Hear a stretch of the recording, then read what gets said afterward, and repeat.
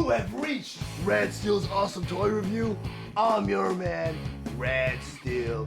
And today, I finally get to him, and that is Masters of the Universe, Masterverse Relation Skeletor. Masterverse, Masters of the Universe, Relation Skeletor. But before I get into the review, I just want to go over some of the details on the package. Up front here, you have the display window showing you the contents of what's inside. Over here, you have the Netflix logo, and below it reads, a Netflix original series. Over here on the side, you have this awesome illustration of Skeletor. Then on the back here, you have another great illustration of Skeletor, and you have Snake Mountain over here in the corner. Then it reads, Skeletor, Evil Lord of Destruction. For ages, Skeletor ravaged the land and terrorized the people of Eternia in his quest to capture all the power in the universe for himself. Now the nefarious scourge of Eternia plots his final hostile takeover of Castle Grayskull. With dark magic, devious technology, and an army of loyal soldiers at his back, this sinister sorcerer believes this time nothing can stop him, not even He-Man.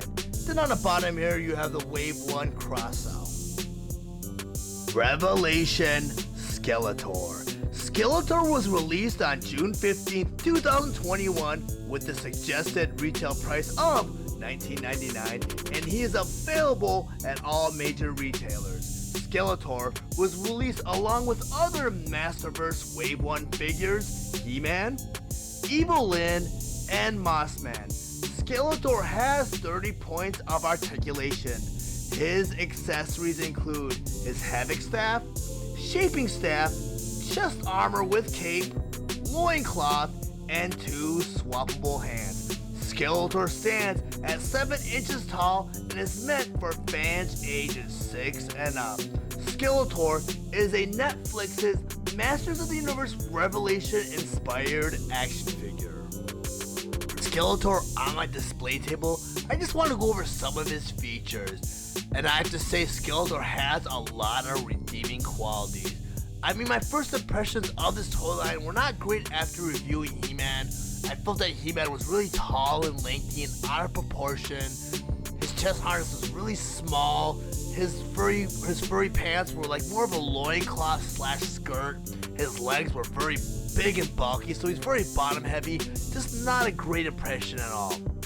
And I know he was based on the Netflix animated series, but putting that aside, whatever happened to He-Man, I mean, the animation in that series was done really well, so I just feel it was just a poor job at sculpting this figure. But when you get to Skeletor, I feel that Skeletor was done really, really well, and he doesn't suffer from any of the flaws that He-Man suffers from. I mean, you look at his cape. His cape was done with soft goods, which I'm very, very happy with because I am so over action figures being sculpted with vinyl capes, being fixed in one position. And as you can see, as I'm rotating this table, you can see the cape kind of sway a little bit. Even as I'm talking, the cloth on this cape is swaying, and Mattel really has that down. Then there's a Havoc Staff.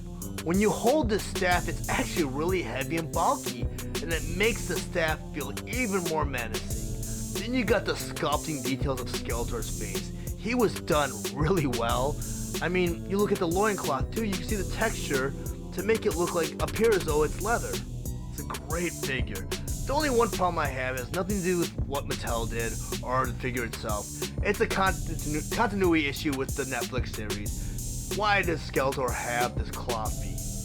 I mean, the original concept for Skeletor is he was an interplanetary warlord demon from a different dimension. So he was an alien race or demon race that was trying to conquer Eternia.